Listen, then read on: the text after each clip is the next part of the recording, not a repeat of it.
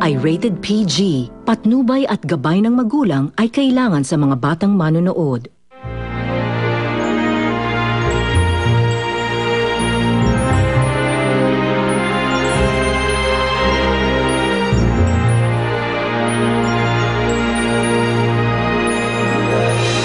Ikaw, sinungaling kang bata ka. May masamang balak ka kay Maylin! Alam ko may masama! Walis ka na nga! Mami, hindi na tama itong ginagawa mo eh! Nababahiya na ako kay Charles! Nangalay yung natitirang alaala sa akin ni Inay eh. Walang pwedeng kumuha sa akin sa'yo, Maylin. Dito ka lang sa kwarto mo! Hindi ka lalabas dito. Subukan mong lumabas ng kwarto. Malalagot ka talaga sa akin.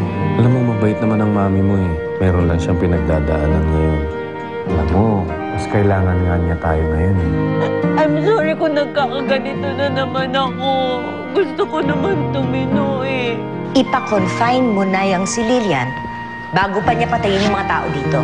Amara, kung ano man yung mga nagawa niya, lilipas din yun. Hindi na siya babalik sa miserable niyang buhay. Anak, pasensya ka na sa mga sinabi ko kahapon, ha? Hayaan mo ngayon, babawi na ako sa'yo. Basta, lagi kitang aalagaan para dito ka lang sa tabi ko, ha? Alam mo, mukhang umiepekto na yung mga gamot na binigay mo sa kanya. Nag-aalala lang naman ako para sa mga taong nasa paligid ni Lilian. Maylin, saan ka pupunta? Mami, hindi naman po talaga ako dapat aalis eh. Si Catherine, pinipilit niya ako makipagkita kay Charles. Alam mo, Romel, hindi ko na alam kung anong gagawin ko eh. Hindi ko alam kung paano kong aalisin yung pagdududa ni Lilian. Kasi sa mga nangyayari sa kanya ngayon,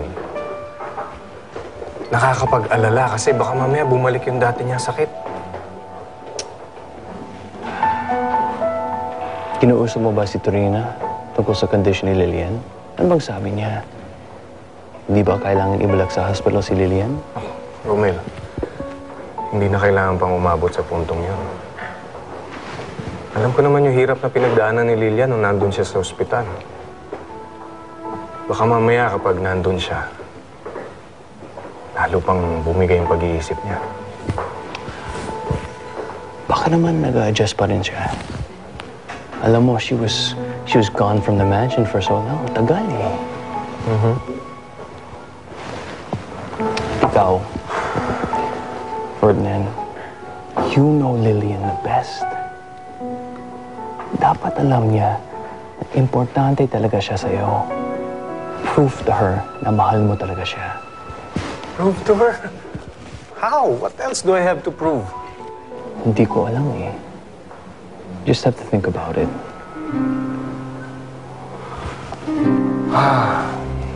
What else do I have to do? Well, siguro kailangan lang iparamdam ko sa kanya na hindi na kami uli magkakahiwalay nila Maylin habang buhay. Think that's gonna work? Tignan natin. Muna na ako, ha? I'll just check to see if the investors are here. Okay. I'll be ready in a while.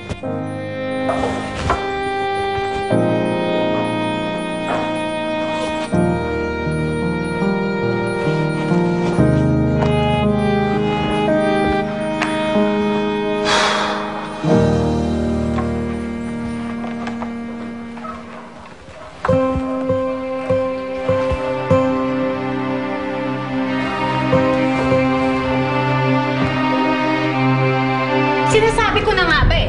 Ikaw masamang influensya ka talaga kay Maylin eh. Kasapat mo si Charles, no? Hindi po, Ma'am. Maylin, huwag ka naman magsinungaling sa nanay mo. Hindi po talaga totoo yun, Ma'am. Huwag mo akong bitawan. Salbahe kang bata ka, demonya ka eh. Sinabi ko na tama ka sa mga influensya ka kay Maylin eh. Gusto mo saktan si Maylin. Sabihin mo sa akin yung totoo, Catherine. Demonya ka talaga, demonya ka. Salbahe kang bata ka. Gusto mo si Maylin sa akin, kasapat mo si Charles. Salbahe ka. Hindi daw sila. Ito talaga yung